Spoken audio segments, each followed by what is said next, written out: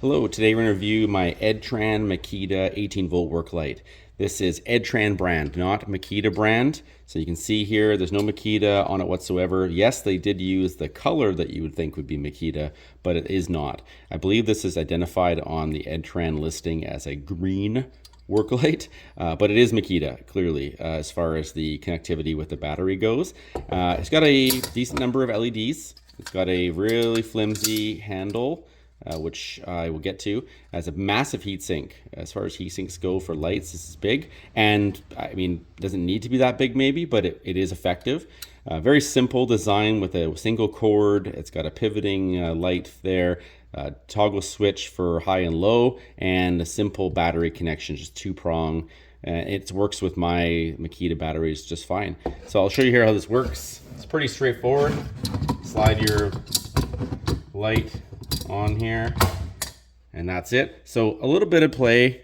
You can see that there. I mean, does it matter with a prong that big? No, unless you had some, if it was moist or something like that, some kind of dampness in there, it may be an issue, but generally speaking, it's fine. And we have a two toggle switch, so we'll just show you here on setting 1, apparently 2400 lumens. I did not measure that. And then high, 4800 lumens.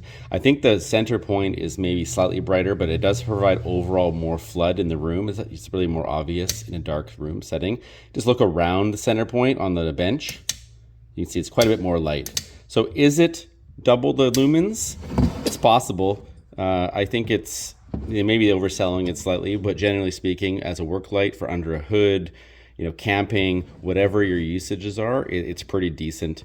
And it does have, I think it's a highlight, has 2 charging ports or power ports. It's got USB-A, which it claims is 5 volt, 2.1 amp, and it's got USB-C, which is claiming 3.0 something, and 18 watts. I would say 18 watt wise, I have some 20 watt chargers in the house, and it seems to charge my phone at about the same speed as those. It comes up as fast charging, so not slow, not ultra, but fast. So I would say that's good. I'm pretty happy with that overall.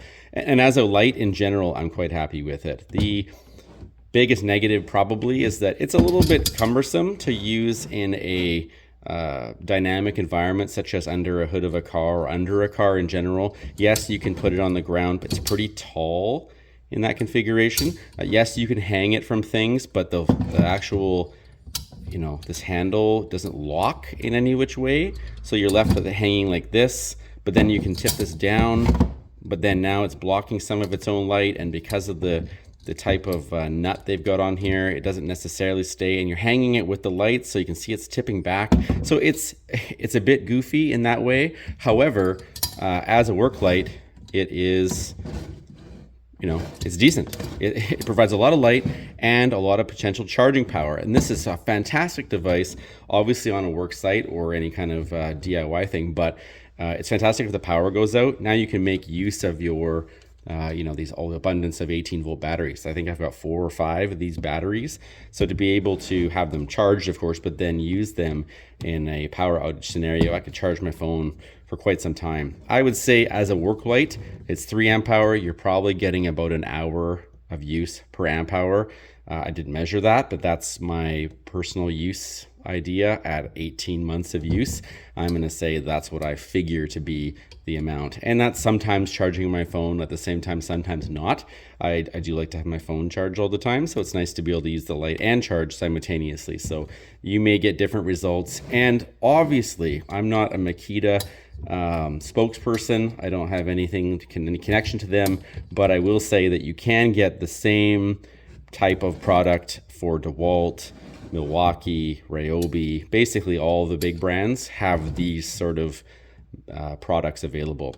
There actually are, as a total side note, they do have inverters for these batteries where you can have household plugs, which is fantastic if the power goes out, because you can take advantage of this platform and have a household outlet. You can't run big electronics off of it, but perhaps a small gas water heater, or even you know, other sort of kitchen appliances if you needed to.